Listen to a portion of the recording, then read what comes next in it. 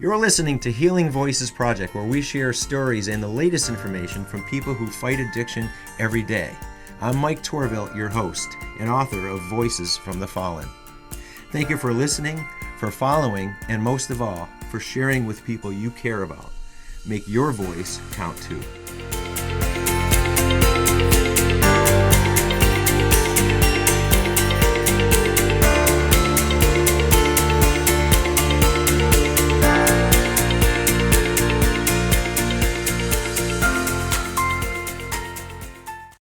Today we're going to read another story from Voices from the Fallen. If you're not familiar with this book, it contains 8 stories from Western Massachusetts, all with different causes, effects, and outcomes from drug and alcohol abuse. 7 of those stories are about people I met with personally and got to know them, and also their family members as well. And I have incredible respect for the courage, honesty, and willingness to share difficult times in their lives with the hope of creating awareness, educating, and motivating others to make changes. One story is actually from another book called Living with the Little Devil Man, written by Lina Lisette. Lina has become a friend, and of course, I read her book and it was very powerful. With Lina's permission, we included a condensed version of Living with the Little Devil Man about a young man named Sterling into Voices from the Fallen. And reading with me today is the author herself, my friend Lina Lisette, who will read her parts, and I will be reading as Sterling's voice. And before we start, if you're interested in learning more about Sterling's story, Living with the Little Devil Man is available on Amazon and other booksellers, where you'll also find Voices from the Fallen. Thank you all again for joining us here at Healing Voices Project. The piercing cold stabbed me like steel icicles shooting through my veins. Lying there, paralyzed, I didn't know what was happening. Just seconds before, a calming warmth flowed into my blood the instant I pressed the syringe. My eyes fell shut, and my body filled with a sense of relief. And for a moment, I was going to that wonderful place I found the first time I used heroin. That was always the moment I liked best, anticipating the ecstasy, feeling it enter my body. But instead, it deceived me, and the feeling went from numb to terrifyingly cold. My body quivered uncontrollably, and I closed my eyes, hoping for it all just to end. The sharp, biting pain wouldn't go away, and I thought I had died. It was the last thing I remembered. When my eyes sluggishly opened, I realized I couldn't be dead, but was unsure if it was a good thing or not. My entire body was numb, and I didn't know how much time had passed. Shrouded in darkness, I sat up, feeling deeply ashamed for what I had become. I used to be the strong and muscular one who challenged all my friends. Now, my 6'2" body was a lifeless shell of what it once was, depleted of strength, and nothing but a pathetic, self-pitying carcass. My face was drawn and pale, with vacant eyes. Feeling needy and helpless as a newborn baby, all I wanted to do was curl up in a fetal position and forget I existed. Through the darkness, I heard the voices of my friends Jeff and Kara. They had been with me in the park where we all flocked to use heroin with no interfering cops. Jeff and Kara walked by, at first ignoring me. Maybe I really didn't exist after all, and it was okay with me. But then Jeff turned and kicked me in the side and said, "Come on, Sterling, let's get the hell out of here." Well, that was a hell of a welcome back, my friend, greeting to wake up to. With that kick, I felt even more unwanted and worthless. Kara laughed and said, "Maybe we can get some more sweet thing tonight." I knew what she meant, that she meant heroin, and she thought I could help them get more. That's what my life was worth to them. I had no place else to go, so I followed them. I trailed him up to the hill and to the city streets, the same streets where I panhandled just hours before. Yes, me, the strong carpenter who once owned a $60,000 truck, lost it all to the drug, and now I had to panhandle to buy the thing that destroyed me. All I could think of was, how did my life become this meaningless, empty void? Jeff and Kara walked ahead of me, speaking to each other as I fell behind and reminisced. Memories of living with Lina and her family flooded my mind, and how I missed the warmth of her home and the smell of dinner cooking. I adopted Lina as my mother when I was 19 because she was full of love and cared about me like her own son. We'd sit around the dinner table laughing and talking about the day's events. Her own children, Nikki, Natalie, and Jay, treated me like a brother, and we'd often go fishing, camping, and drinking with their friends. My brain, even in its diminished capacity, kept asking, when did all that I had become was not enough? Why did I trade it all away for a few selfish minutes of hazy oblivion? Those questions pounded at my brain like a hammer and wouldn't stop. Lina had taken me into her home under one condition. I would never use heroin again. I failed miserably when I broke that promise to her.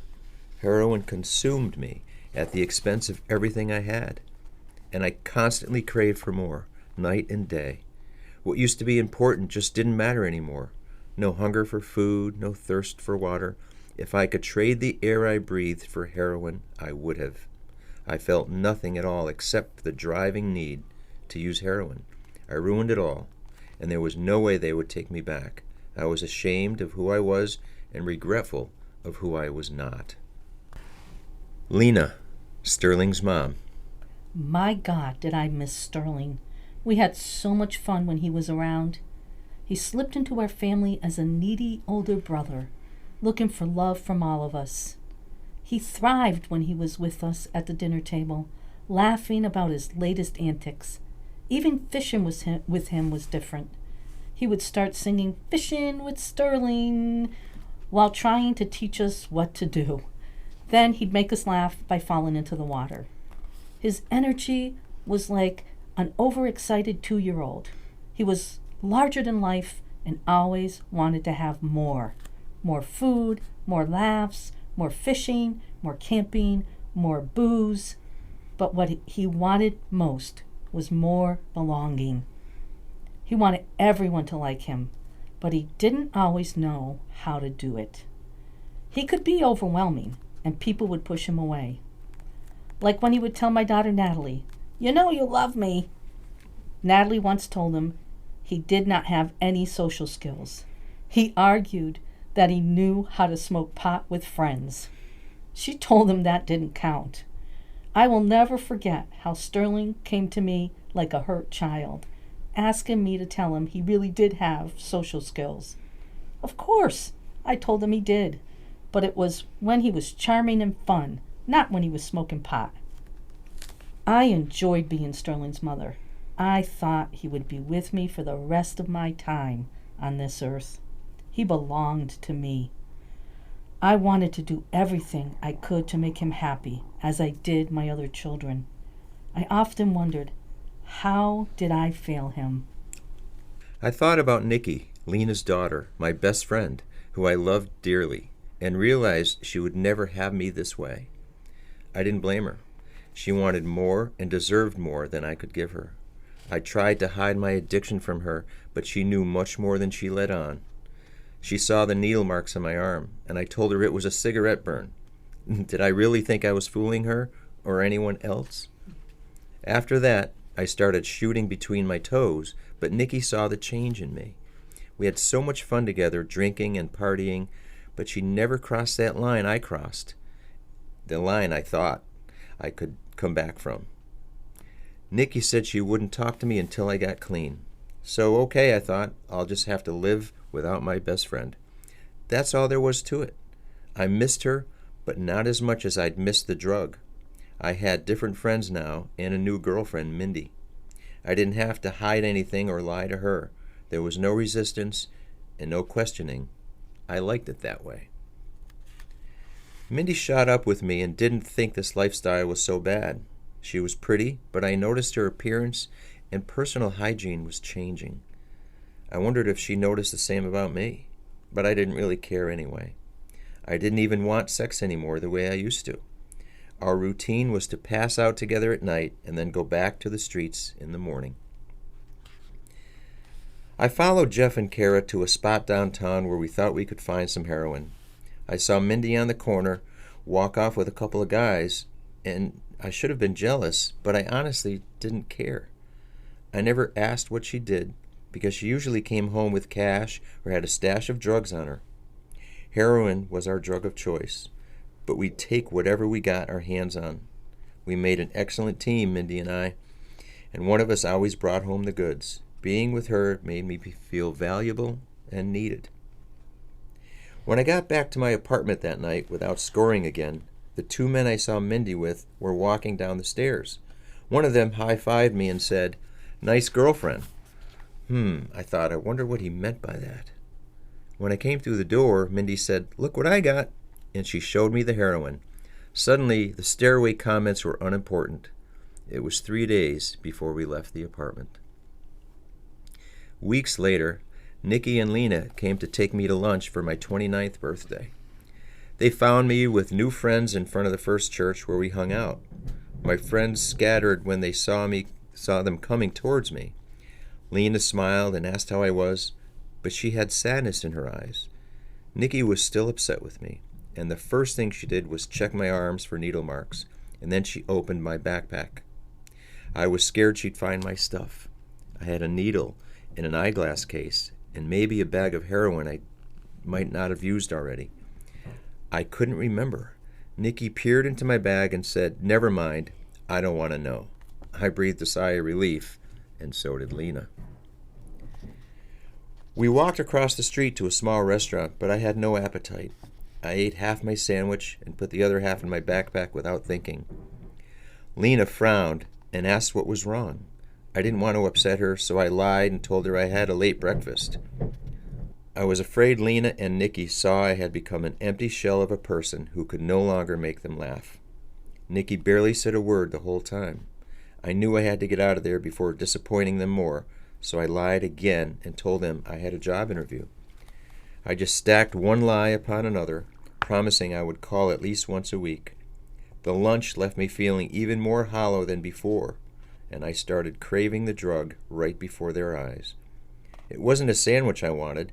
It wasn't the peace and contentment of being loved by people I loved. It was the damn heroin I needed. Even though I missed the life I had with them, the drug was more powerful. I don't remember the rest of my 29th birthday. Lina. I was so excited. Nikki and I had a date to meet Sterling for his birthday. It was going to be a great day. Sterling loved to eat, so I wanted to take him to his restaurant of choice and let him order whatever he wanted. I was looking forward to his childlike excitement when he enjoyed a meal and maybe a few drinks. Since we hadn't seen each other for a while, I looked forward to spending hours with him laughing, talking, and walking. He always had so much energy. I was sure he'd want to walk to the park, maybe even run in the park. When we first arrived, I didn't see Sterling at our meeting spot. Then we spotted him across the street, standing with his backpack like a nervous little boy waiting for his first day of kindergarten. I noticed his hair was longer than usual, but it was not the spiked blue mohawk he once cherished. His hair hung there, limp against his neck. This was a look I've never seen before on Sterling. He smiled at us, but his smile lacked the mischievous charm that I once saw every single day. Who was this person? I thought maybe he would perk up once we were at the restaurant. To my surprise, he only wanted to go to the sandwich shop across the street. He ordered a sandwich, but only ate half. I didn't know what to think anymore. It was as if the Sterling we knew was fading away right before our eyes, and we could no longer penetrate that wall around him. Still, I thought I would have many more chances to help him find his way. I slipped him some money when Nikki wasn't looking. She would have been mad at me because she insisted that he was using heroin. I didn't want to believe it, but something wasn't right. I still thought he would come home someday and put this all behind him. After all, this was just a phase. Yet, when he left us that day, I remember turning around and seeing him disappear into the crowd as if he were no longer mine. I felt a sense of ambiguous loss that day. It had been about 2 years since I moved to this city. The first year I lived on the streets and would sleep in the little tent city by the park. I couldn't sleep in the tent city unless I paid a guy named Bill $20 a week. Bill sort of ran things there. He threw me out the first night and I slept on the bench in front of First Church. I met Jeff there and he showed me how to panhandle. I found my spot over by the highway where people coming home from work had to stop at the red light. There were days I made $70 and shared some with Jeff and his girlfriend. Kara wasn't Jeff's girlfriend at the time. Betsy was. Betsy overdosed 6 months ago in Shepherd's Park. Jeff and I tried to wake her by throwing cold soda on her face, but nothing worked. By the time the ambulance came, it was too late. She didn't look dead to me, lying there peacefully with a smile on her face. I wondered if she slipped into the warm embrace of the drug, like the feeling of that first high, just before she died. When the ambulance and police came, our instincts told us to lie and protect ourselves, so we told the police she went off and used on her own and we weren't using. They knew it wasn't true, but what could they do? All I knew was when I would not end up like Betsy, I knew how much heroin to use.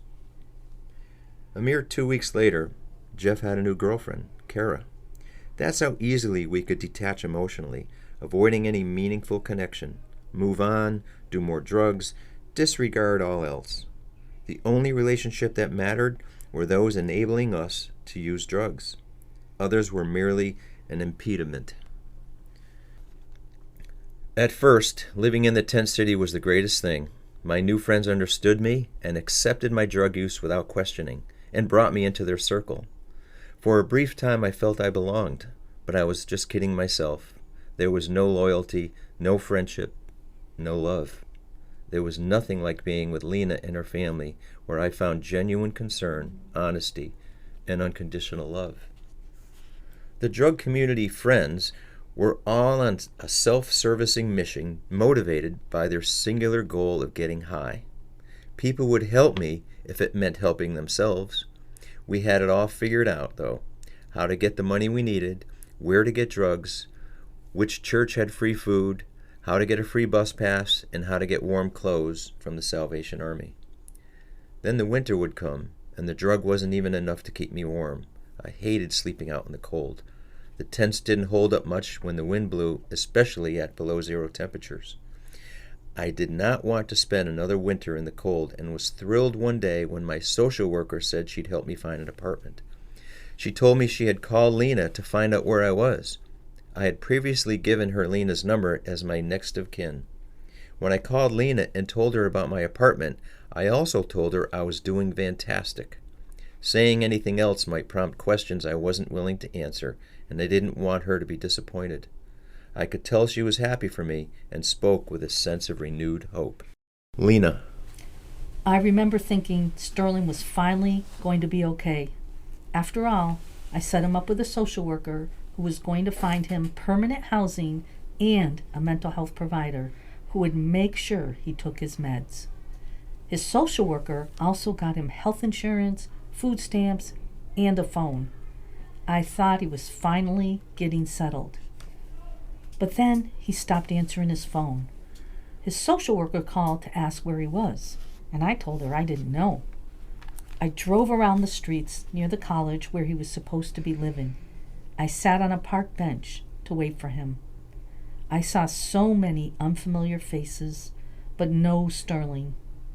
Several more days passed, and I never saw him. Fall was upon us, and it was getting cold. Nikki and I walked through the college and asked for Sterling by name, hoping someone would be kind enough to tell us something. It was getting colder by the minute when we stopped a young man Sterling's age and asked if he had seen him. Finally, instead of brushing us off, he told us to wait at the bus stop on the side of the street a few blocks away. I couldn't help wondering if we had missed Sterling all those previous times just by a few blocks. We had no idea if the young man was telling us the truth, but we checked it out.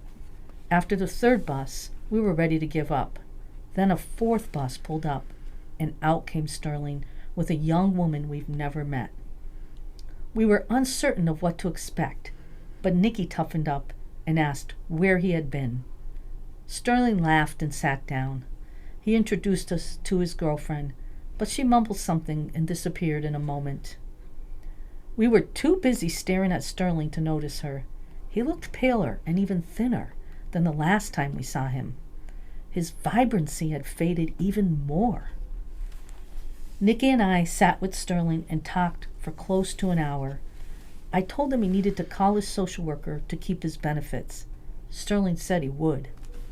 He showed us his new coat from the Salvation Army and said he was all set for the cold winter. He told us his life was fantastic, with a little too much emphasis to be believed, and that he and his girlfriend had a new apartment. What else could I possibly need, he asked. We spent the time laughing about the past, and Sterling told us stories about the people walking by.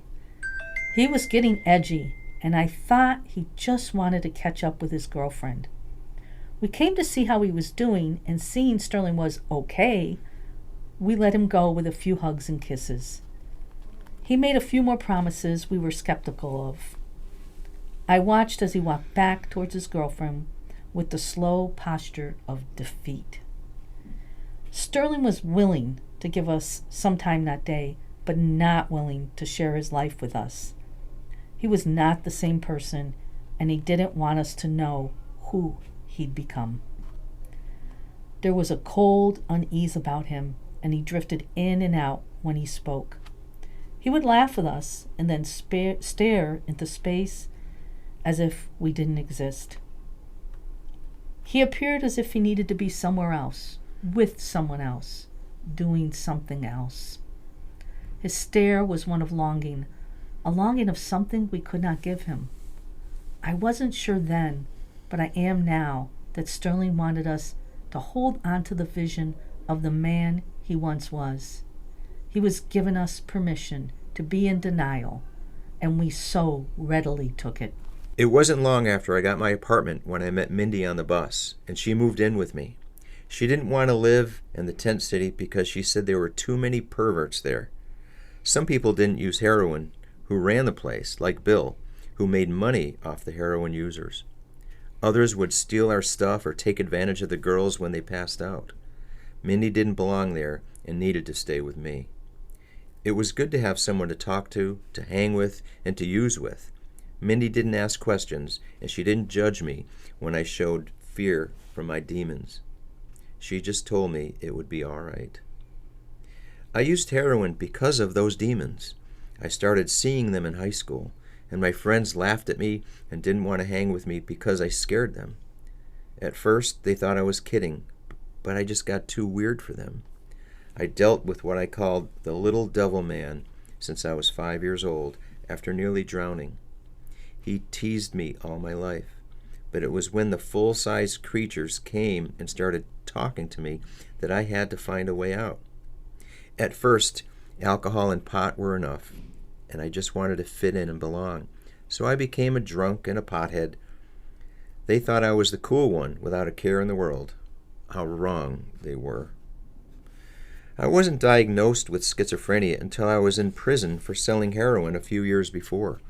I was running around the place naked, yelling the devil was going to get me. They put me in the infirmary, and the psychiatrist medicated me. The medication made me feel normal for the first time in my adult life. I couldn't wait to get out of there and live straight like other people. Unfortunately, when I got out, the first thing I did was go straight to a bar and drink. For a long time afterward, it seemed that drinking was the only way to keep a group of friends. Then Lina took me in, and there were other things to live for. I had a new family, a job, a place to come home to after work, dinner on the table, and my best friend Nicky. For years this worked. I still drank and smoked weed, but I went to work and had a home where I belonged. Then everyone started growing up and moving on. I just couldn't find my place in life and find my way back to heroin. It tripped me up once again. At first, it calmed my hallucinations so much better than anything the doctor gave me. On the morning of April 7th, I awoke early and felt sick. The heroin wasn't doing much anymore other than making me feel just okay. I had to take it, or I would start getting violently sick. The little devil man would come out and say, "Take the stuff, or you'll die." I hated the little devil man and didn't want to see him anymore. Maybe I wanted to die. At least I wouldn't feel the pain of living anymore. When I was a child, my family didn't understand me, and when I was a teenager, my friends didn't understand me. I had a new family who understood me for a short while, but somehow it wasn't enough, and it was time to go. I didn't want them to suffer, knowing I had betrayed their trust.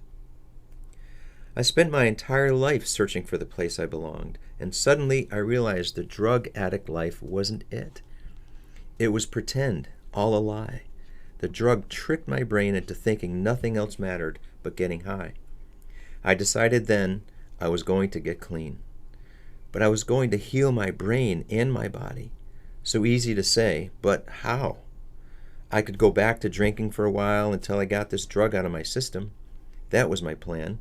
I didn't think I could do it alone, so I went down to the package store and bought a bottle of vodka. I was halfway through the bottle when I decided to call all the people who I loved. I wanted them to know I was coming back.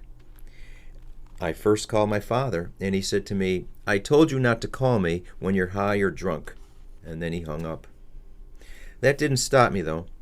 I called a few friends and talked about the good old days. I saved the best for last. I called Lina's house to talk with Nikki, Natalie, and Jay. Only Lina was home, and she was getting ready for work.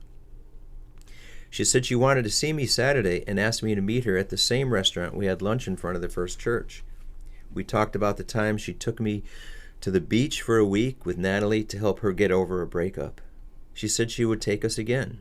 We had a plan for the future. I told her I would do anything for her and her daughters and said they meant the world to me. Lina responded by saying, "I know, Sterling, I love you too." She had to go, but she made me promise I would be there on Saturday in front of the church. I was disappointed Nikki wasn't there to speak with, but I went right back to my vodka. I staggered out of the apartment and got on the bus to go downtown to tell my friends the good news. I wasn't going to use anymore. I sat there on the bench. It was a damp, drizzly day, and I wondered where everybody went. An eerie feeling came over me, and I feared the little devil man was coming, but I was still too drunk to feel him. Then I saw Jeff standing across the street, leaning against the corner of the building. I could barely see his face, but knew it was him by his purple ski hat. He wasn't alone and appeared to be pulling Kara towards him and kissing her. I walked towards them, and suddenly Jeff pushed her away, and I saw it wasn't Kara. It was Mindy. I was still unsteady on my feet, but I knew what I saw. Jeff smiled and said, "Hey man, I was just helping her through a rough morning." I didn't even remember when Mindy left the apartment in the morning or if she even came home the night before. Mindy just looked at me and said, "I know something special. Come follow me." I was too drunk to react or think too much, so I complied. We walked down a few streets to the area of the old houses where rooms are rented out, and we turned into the sidewalk of one of those homes. The two of us walked into a filthy apartment that smelled of trash and cats. I felt a tinge of the uneasiness that came before the craving, and I thought I'd better get more vodka. Two people were sitting at the kitchen table, nodding off. I knew they were in the throes of a heroin high. They didn't care about the trash and smell of old putrid cat litter all around them. Seeing them triggered me to want to be where they were in their minds. I fought off the temptation for the moment. Mindy asked them a question, and one of them pointed to the back room. Mindy went back and returned saying, "We have to come back at 5. We left the place and walked downtown where we met up with Jeff. Jeff turned to me and said, "We only have enough left for Mindy and me. We'll go back at 5 for the good stuff." I frowned and asked, "Hey man, where's Kara?" Jeff shrugged and said, "She went home." I stood there confused as they both walked away laughing. I turned to go to the package store and realized I never told him I wasn't going to use anymore. I spent the rest of the day on the bench drinking. It got dark when I began walking towards the bus stop. I felt sick to my stomach. My head was spinning, and I just wanted to go home. I needed something, and it wasn't more vodka. I thought about going to the hospital to tell them how sick I was, with the thought that they could help me get into rehab again. After each rehab, I'd stay clean for a short while until heroin called again. 30 days of rehab was never enough, no matter how many times I went. My veins started pounding with pain as I was walking to the bus stop. It felt like they were about to explode through my skin. And then, my great tormentor, the little devil man, came out. He was going to tell me what to do. I was too weak to fight him. The vodka had weakened my mind, and I had no fight left in me. The little devil man sneered at me and said, "Who are you kidding? You can't beat me." I was afraid for my life, so terrified of what he would tell me to do next. Then I saw Jeff and Mindy coming out of the side street we took earlier. I stopped for a moment, turned away from the bus stop, and walked towards them. That turned out to be a poor decision. There was a third person with them I've never seen before. He looked like he just graduated from high school and acted like a little punk. He looked at me and said, "You got the cash?" Jeff turned and explained he and Mindy were down at the park all day and forgot to panhandle. He knew I scored big yesterday and still had most of the money.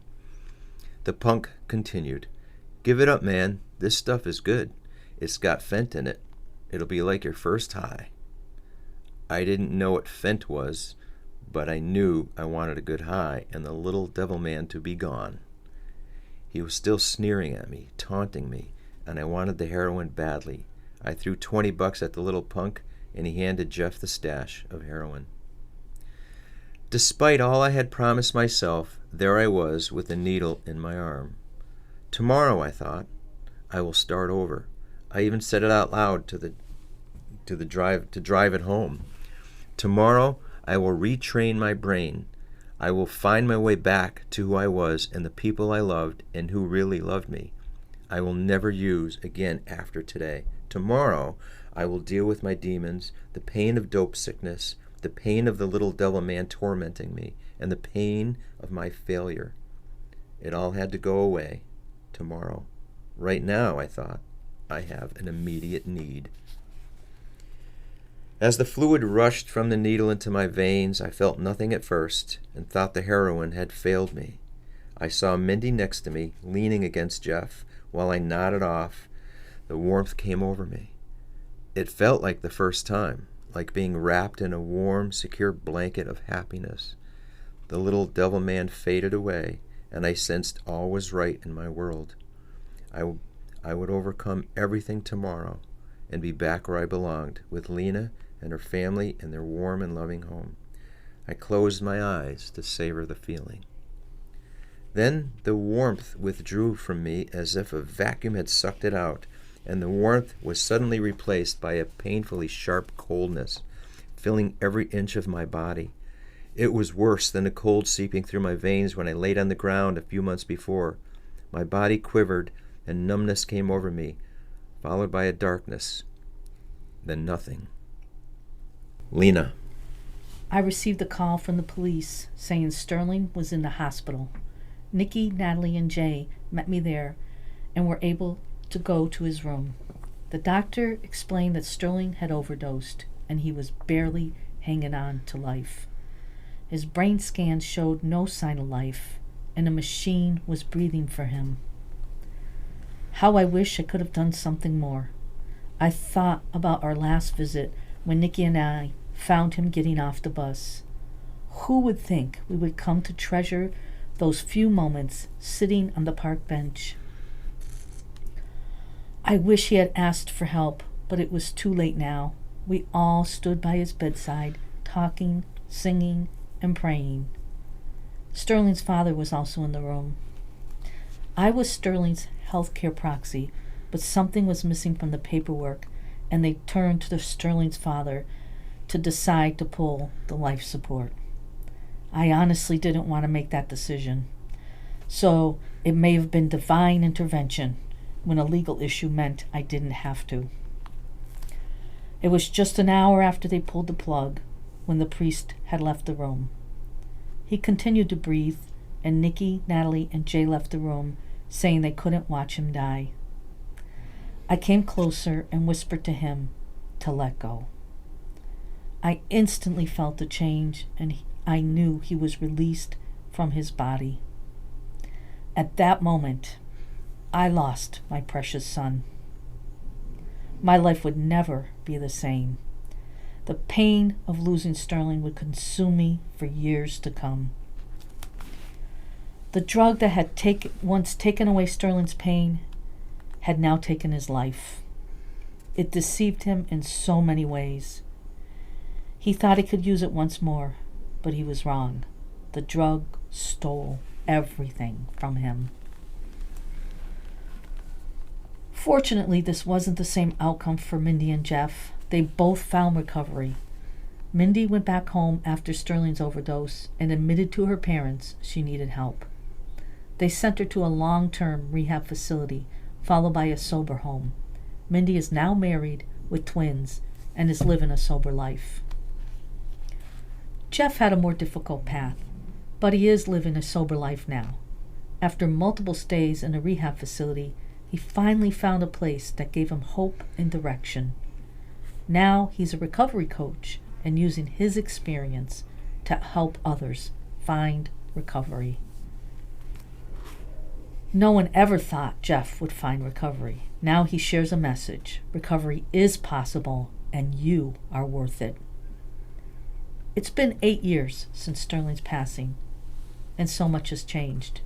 We didn't know at the time, but addiction is a disease and changes the function and chemistry of the brain. That's exactly what happened to him. I wish he would have admitted the truth to me. I would have helped him find the proper treatment to fight this disease. I pray and hope Sterling's story keeps those of you who have never fallen victim to drugs from ever using, or helps those of you who have find your healing and helps you believe in yourself. Jeff is right. Recovery is possible, and you are worth it.